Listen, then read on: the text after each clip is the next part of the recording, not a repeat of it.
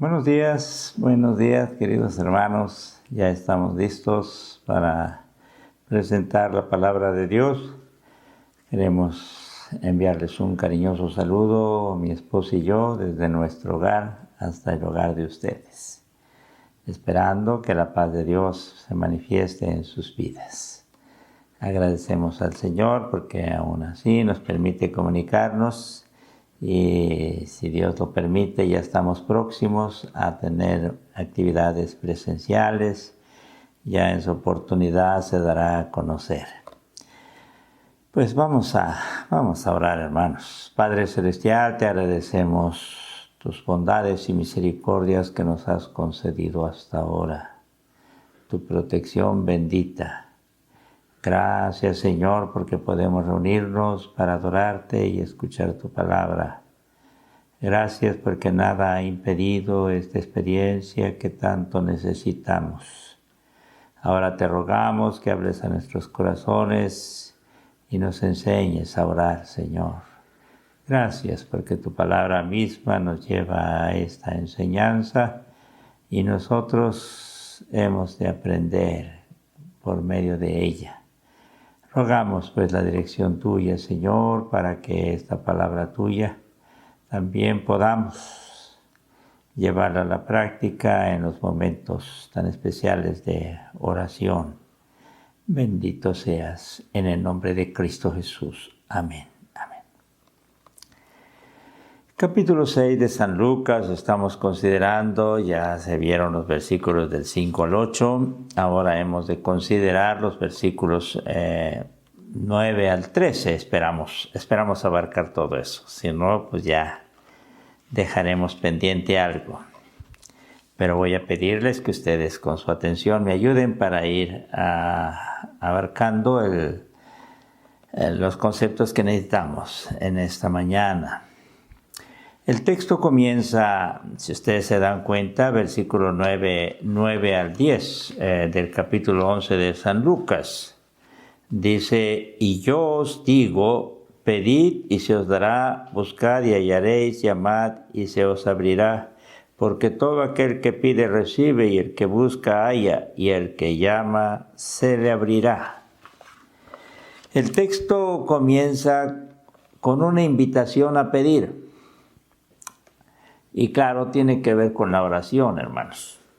Ofrece una triple variación que potencia ese énfasis. Con estas tres variaciones se está haciendo más insistente y aún con una manera más intensa en el transcurrir de estas tres peticiones, lo que tiene que ver con la oración. Y de esa manera se está enfatizándose aún más todavía en el orar y la respuesta correspondiente. Se pide o se busca, como son los conceptos, pedir, buscar, llamar. Se pide o se busca a Dios. Se llama a las puertas de la misericordia. Con estas palabras, Cristo pone a los discípulos en las manos de aquel para el cual nada hay imposible. Nada hay imposible para Dios, hermanos. Y el Señor Jesús, con estas palabras, está poniendo a sus discípulos en las manos de aquel que todo es posible para él. Los discípulos, incluyendo los de ese entonces y también los de ahora. Así es que nos debemos sentir gozosos. Les exige orar. La presencia del Señor Jesús en aquel que se arriesga a creer y practica los preceptos, como vienen los textos bíblicos ahí. Entonces está garantizada la presencia del Señor Jesús. La pura desesperación, y este es un concepto interesante que lo expresa Paul Tillich. La pura desesperación, el estado sin esperanza, no es capaz de buscar algo más allá de sí mismo. Y aquí no se trata de que nosotros estemos en una condición de desesperados, en una condición muy crítica, en una situación sin esperanza, y así tengamos las características para poder acercarnos a Dios y Dios nos escuche. Eso no es así, hermanos. La pura desesperación, el estado sin esperanza, no es capaz de buscar algo más allá de sí mismo. Y todo quedará en la misma persona. No saldrá de ahí. La búsqueda del ser nuevo presupone la existencia del ser nuevo. Y esto es muy interesante, hermanos. El que busquemos nosotros esa ayuda a través de estas formas de pedir, de buscar, de llamar, ha de ser dirigida a alguien que conocemos, que sabemos, que estamos seguros. Por eso se dice que aquí el buscar no tiene que ver con una forma un tanto generalizada de definir la búsqueda de algo para ver si se encuentra. No, aquí no. Aquí se sabe lo que se está buscando, se sabe dónde encontrarlo, se tiene conocimiento de eso. Y la palabra de Dios se encarga de darnos ese conocimiento, ese saber. No estamos buscando a la deriva, no estamos buscando a ver si encontramos. No, a ver si lo encontramos.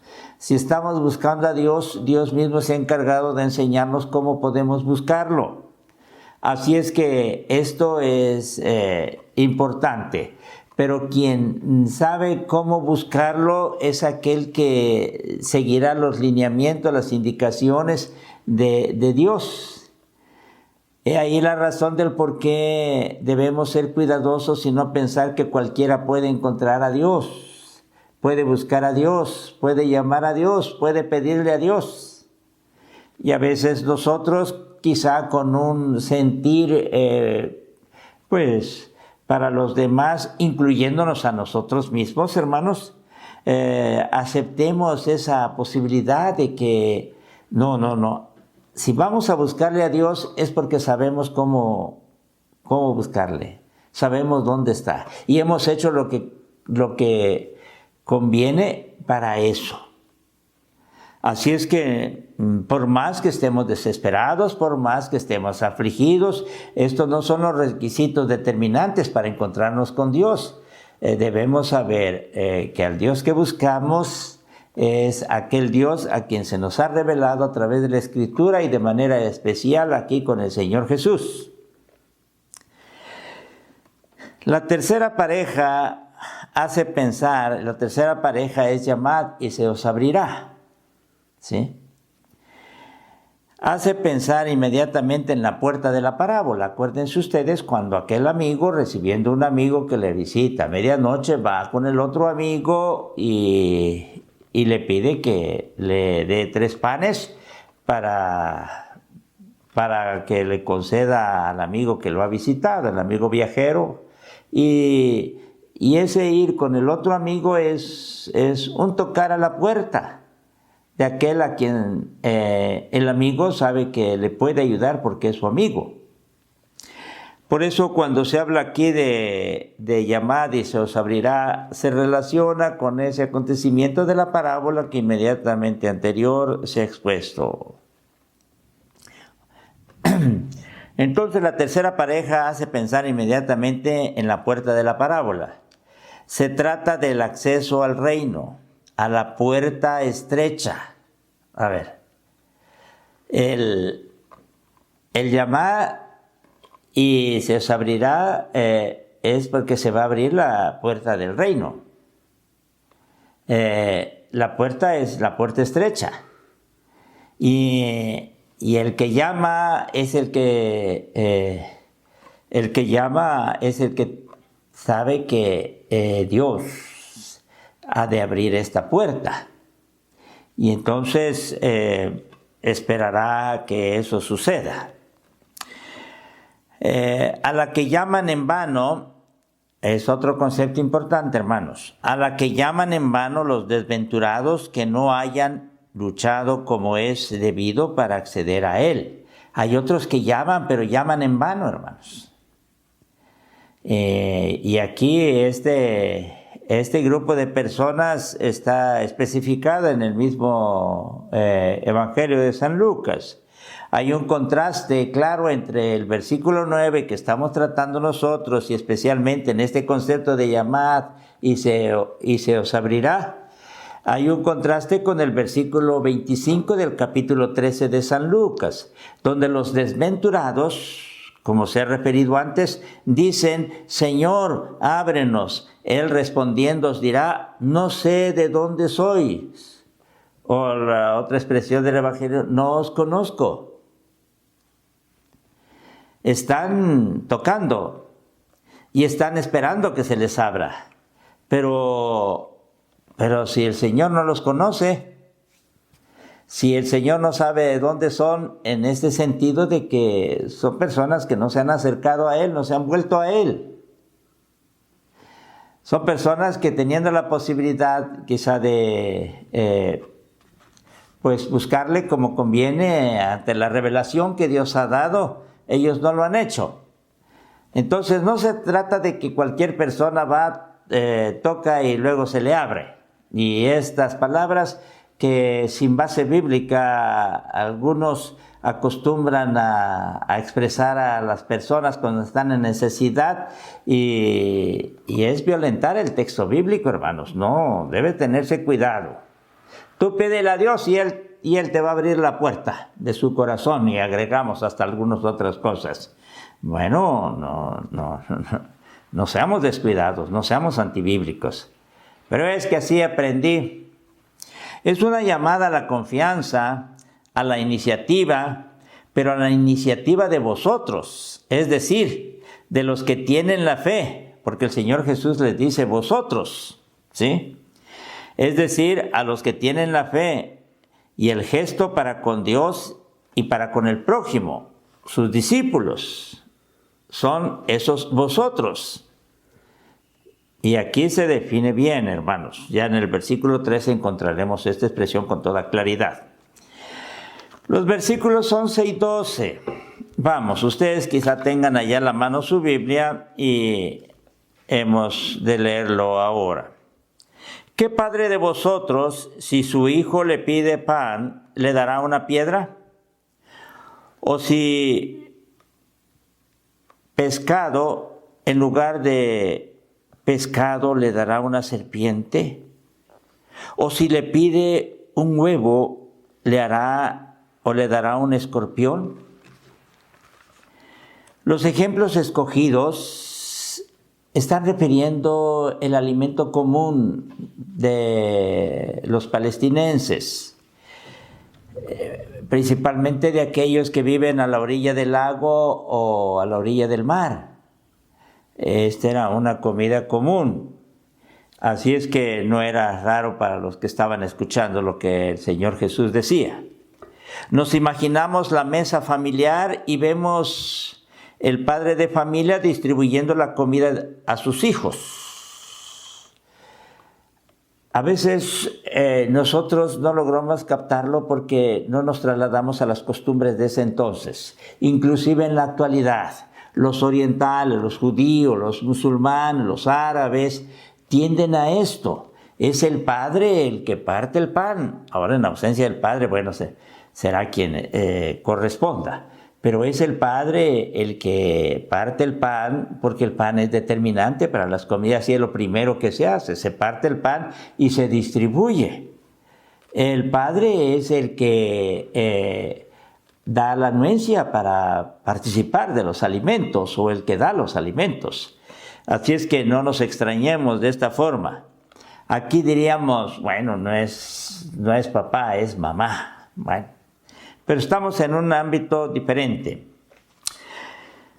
Hay sin duda un crescendum, se dice, va creciendo entre los contraejemplos. Y los contraejemplos tienen que ver la piedra con el pan, y son contrarios, ¿verdad? Tiene que ver la serpiente con el pescado, tiene que ver el huevo con un escorpión. Pero primero se refiere uno y así va aumentando la intensidad del significado. La piedra es inofensiva. La serpiente, pero sobre todo el escorpión, son mortalmente peligrosos. Bueno, pero el Hijo pide vivir, pide alimento y espera del Padre eso. Piensa en algo habitual, pero también esencial, vital, lo que aquí se refiere. Los ejemplos añaden una crueldad odiosa por la forma como está presentada.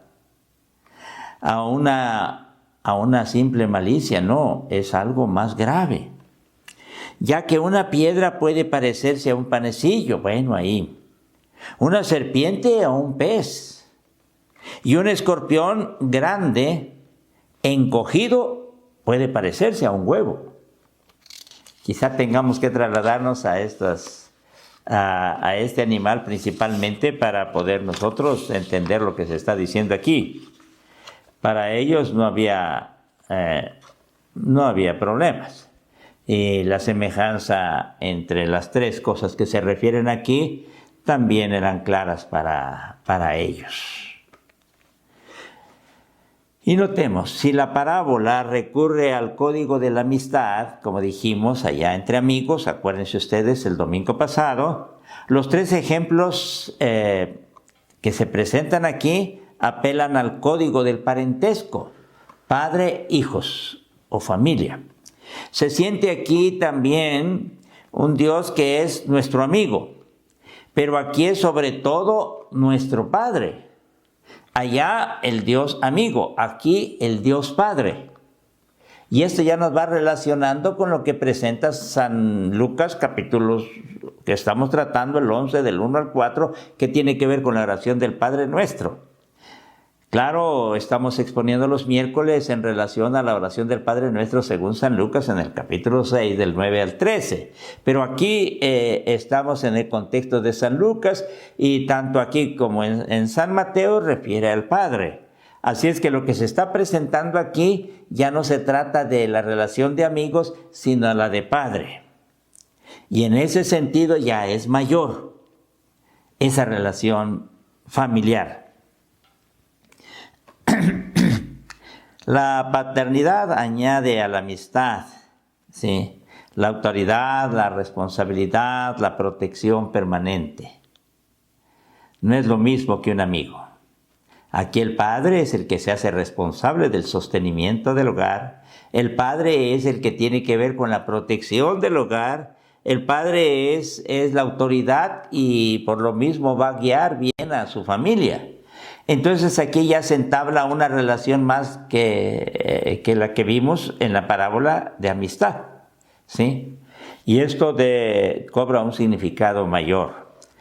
El versículo 13, que es el versículo final de esta porción, dice lo siguiente: pues si vosotros, siendo malos, sabéis dar buenas dádivas a vuestros hijos, cuánto más vuestro Padre Celestial dará el Espíritu Santo a los que se lo pidan.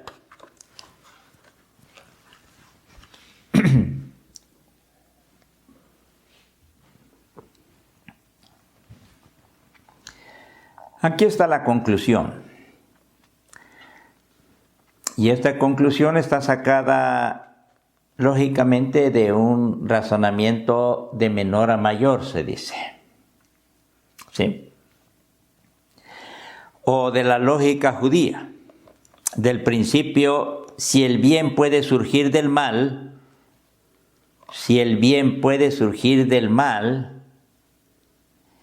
del bien no puede surgir un bien mayor. Así es que esta lógica la acostumbraban los judíos. Si del mal surge el bien, del bien ha de surgir algo mejor. Ha de surgir, como hemos expresado, un bien mayor. Esto es algo importante porque los padres saben dar buenos dones a sus hijos, y este concepto de dar buenos dones tiene un significado en la aplicación, hermanos. Guardémoslo en la mente. El texto insiste en el bien que sale de esos seres malos. Si vosotros siendo malos, sí, es decir, dar dones buenos. Y esto se enfatiza para establecer una claridad, una comparación y ver lo que es Dios a comparación de lo que son los padres terrenos. El futuro dará afecta a la oración, puesto que la fe es espera de lo que todavía está por venir. El futuro responde a la petición. Claro, aunque hay espera, también hay seguridad, se garantiza, hay respuesta positiva. Sí, hay una confianza en lo que se va a dar, hay seguridad en esa promesa. Lo que se dará o lo que dará Dios es el Espíritu Santo, que viene a ser anticipación del reino. Y aquí es donde también tenemos que detenernos un poquito, hermanos, porque ya se refiere al Espíritu Santo. Y aquí nos detenemos un poquito porque espero que Dios me conceda ser claro con ustedes. Cuando nosotros nos encontramos con estas dualidades o con estas expresiones dobles, que ya hemos referido y en el texto bíblico lo encontramos y al principio lo leímos y tienen que ver con el pedir y el dar, el buscar y el encontrar, el llamar y el abrir, ¿sí?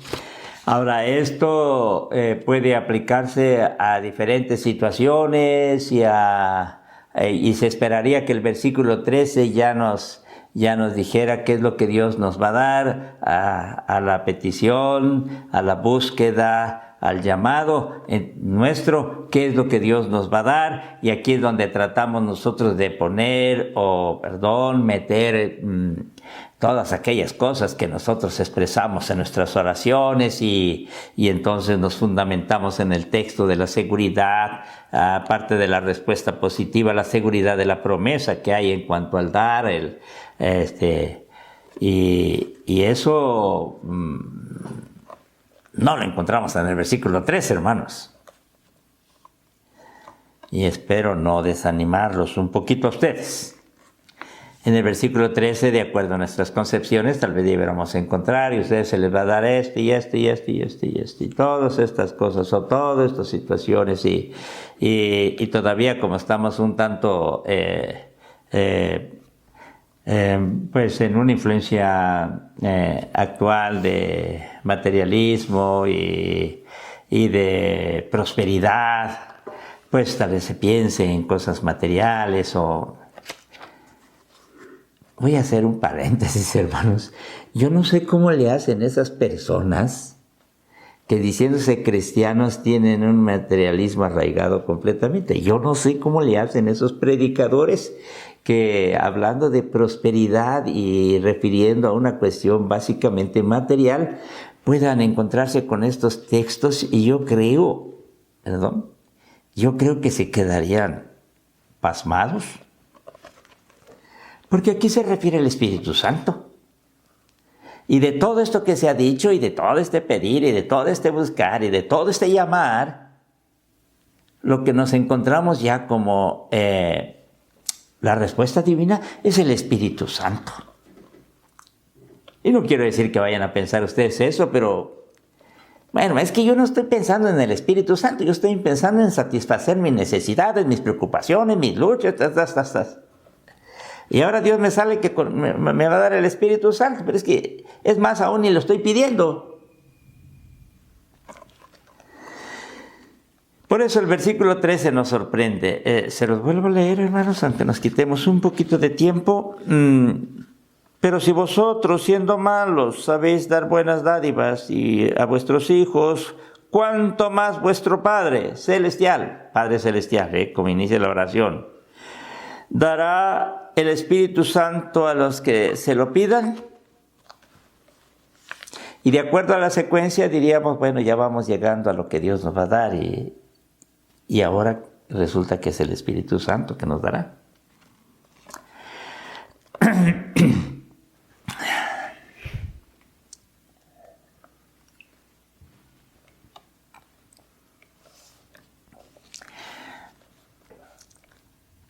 Sin separar lo material del espiritual. El pan, como se dice en el versículo 3 del Padre Nuestro ahí de San Lucas, el pan nuestro de cada día, bajo su doble forma de alimento físico y de la palabra como alimento espiritual, y en el concepto de San Juan, la cuestión de la palabra. Y todo lo que nos mantiene en contacto con Dios, lo que tiene que ver con su reino, lo que corresponde a su voluntad y lo que Él intenta concedernos. De este modo no salimos de este mundo, sino que lo habitamos a la luz de Dios, bajo su inspiración, porque refiere la presencia del Espíritu Santo.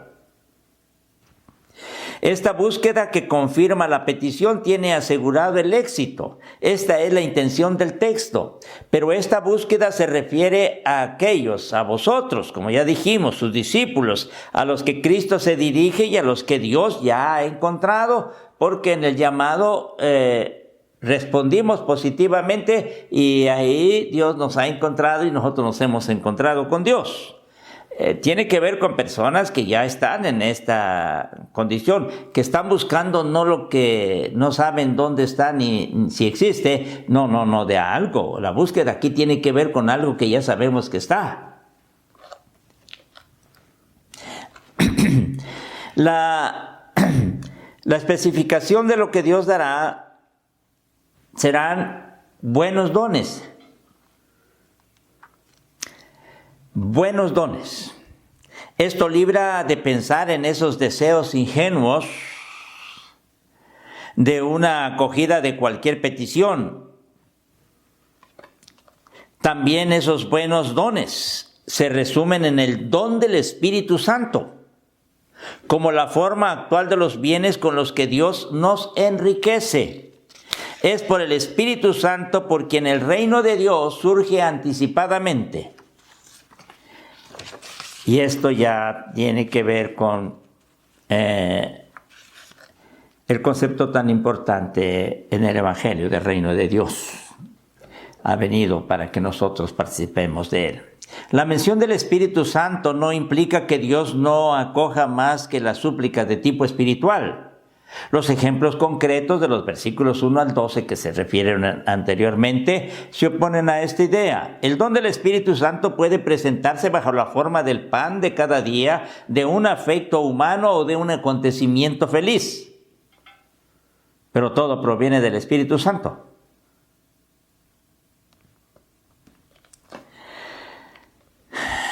Pero todos llegan a través del Espíritu Santo, que ya se ha concedido, o con él vendrá lo que convenga a la vida del discípulo.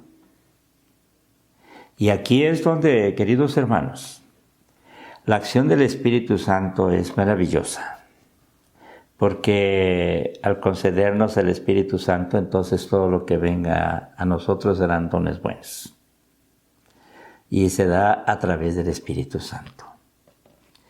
Las manos de Dios que se extienden para darnos lo que pedimos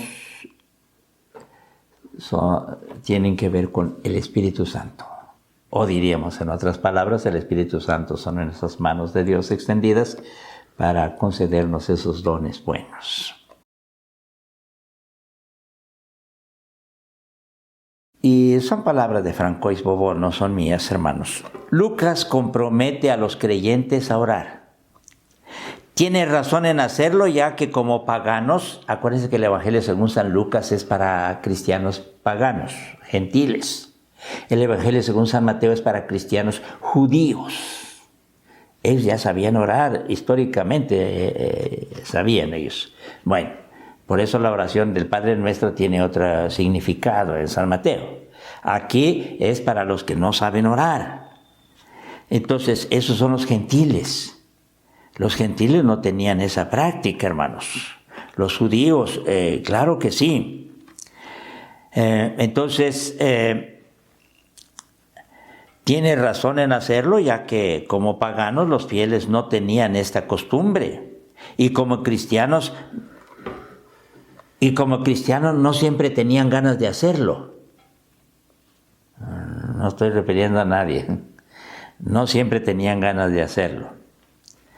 Y este es un problema, hermanos. La oración, cuando se nos manda a hacerlo, aparte de que es una bendición tan grande, y el dirigirnos al Padre, como expusimos el miércoles, ay, hermanos, pero a veces no hay ganas de hacerlo. Bueno, yo quiero decirles que aquí tienen que corregirse algunas cosas. Tienen el presentimiento, este otro aspecto, tienen el presentimiento de que orar es también aprender a renunciar a ciertos dones o a ciertos bienes que Dios no tolera. Es que si oro y le pido esto, Dios quizás no me lo dé, mejor voy a esperar a lograrlo, conseguirlo, obtenerlo.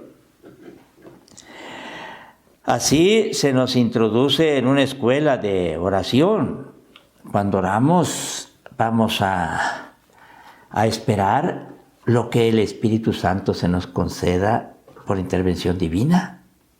El Padre escucha, el Padre concede, pero no concede como nosotros estamos deseando a veces.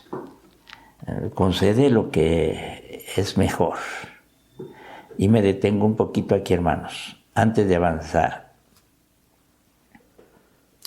Y con estas palabras lo expreso. Aprendamos sobre todo que Dios tiene la bondad de un Padre y nunca se niega a respondernos. Dios no es un ser malvado que se ponga a dar serpientes y escorpiones. Así sugiere irónicamente el texto. Dios no es eso. No, hermanos. Pero quisiera concluir con lo siguiente.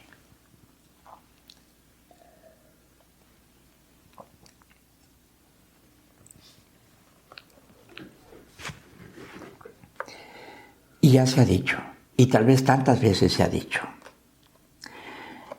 si hay un padre que es responsable, sabio, no con un amor enfermizo, se dice, cuando el hijo le pida algo, el padre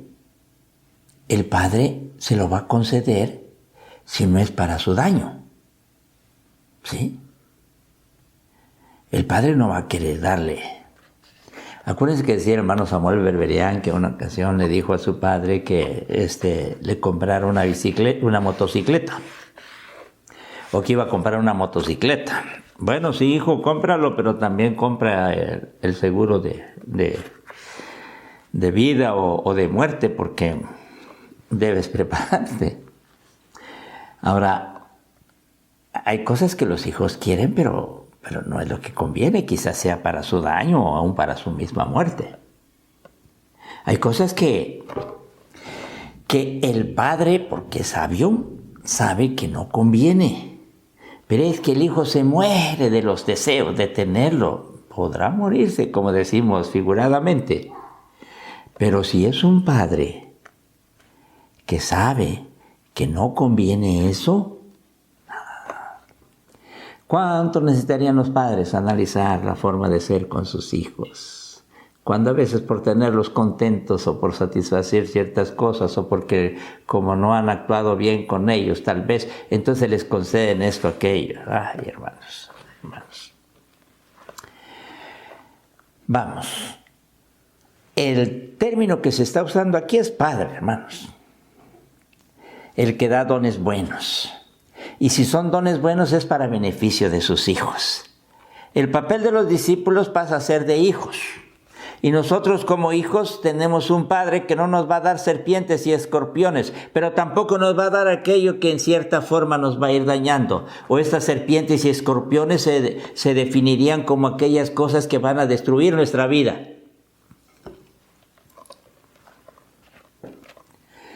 Bien, hermanos, el Padre sabe lo que conviene. Lo hermoso, lo maravilloso del Hijo es saber que su Padre le escucha. Si le pide, Él va a tener una respuesta. Si le busca, va a hallarlo. Si toca, se le va a abrir. Pero el que da, el que se deja encontrar y el que abre es el Padre Celestial, que sabe perfectamente bien lo que nos conviene. Por eso siempre en nuestras plegarias nos abandonamos en esa confianza de que le pedimos a Dios. Y si no sabemos cuál es su voluntad, pedimos esto con todo el corazón, con toda insistencia. Pero sabemos que nuestra petición se convierte en algo que nos bendice cuando llega al Padre, cuando el Padre lo escucha. Y si lo escucha el Padre, perdóname que se los diga, ya la hicimos, hermanos. Que se los diga así. Porque el Padre cuando escucha lo tiene para sí, ya. Y entonces ese Padre amoroso dará buenos dones a sus hijos. Pero buenos dones. Dones que sabe Él que son buenos. Dones que sabe perfectamente Él que convienen a sus hijos. Porque es un Padre amante, no con un amor enfermizo, con un amor sano y santo. Es un Padre que toma la responsabilidad de sus hijos. Sus hijos deben de tener plena confianza, que pueden tener acceso a Él, acercarse a Él, pedirle, llamarle, tocarle. Dios nos concede ese atrevimiento, esa libertad a través de su palabra. A nosotros nos corresponde expresar eso. Y debemos estar plenamente seguros de que nuestras plegarias llegarán a Él, llegarán al cielo por medio de Jesucristo. Llegarán al corazón de Dios. Ahora, llegando ahí, sintámonos dichosos. Ese Padre amoroso dará lo mejor, lo mejor. Su voluntad es agradable y perfecta.